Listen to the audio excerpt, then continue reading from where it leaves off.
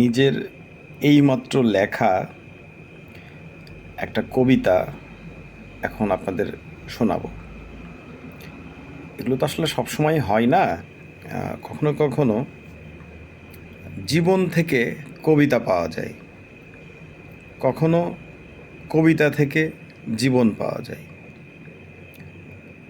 এই যে দেখছেন, এটা গ্লাস জল। এই যে দেখছেন, বিস্কুট।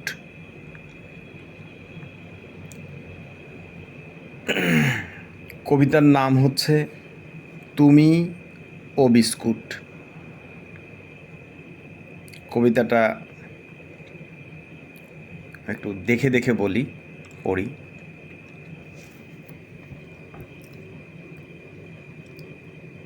তুমি ও বিস্কুট, গ্লাসের জলে ভিজিয়ে ভিজিয়ে বিস্কুট খাচ্ছিলাম। তোমার কথা ভাবতে ভাবতে একটা বিস্কুট গলে হাত ফসকে ডুবে গেল।